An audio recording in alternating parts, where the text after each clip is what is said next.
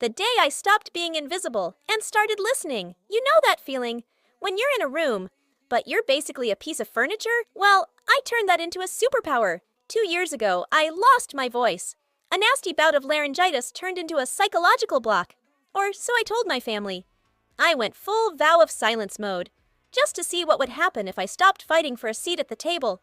My sister Chloe, the perfect influencer, didn't even blink. At dinner, she'd look right at me and tell her boyfriend, "It's actually better this way." I don't have to hear her complaining about her art anymore.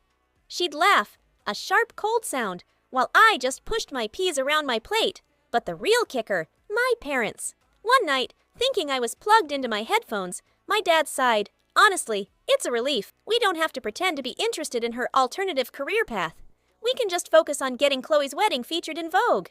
My mom just nodded. She's always been the difficult one. Maybe silence is just her natural state. I felt like a ghost in my own house. I filled 3 journals with every hushed insult, every plan they made to phase me out of the family business. Because the quiet one wouldn't have the spine for it. Then came Chloe's engagement party, the Hamptons, high-end catering, the whole look at us, we're perfect vibe. Chloe stood up for a toast, calling herself the heart of the family. I didn't use a notepad this time. I walked right up to the mic, looked my father dead in the eye, and said, "Actually, Dad, the difficult one has a few things to say." The silence that followed, it was deafening. I didn't scream. I just recited their own words back to them, verbatim. The look on Chloe's face when I mentioned the Vogue comment? Priceless.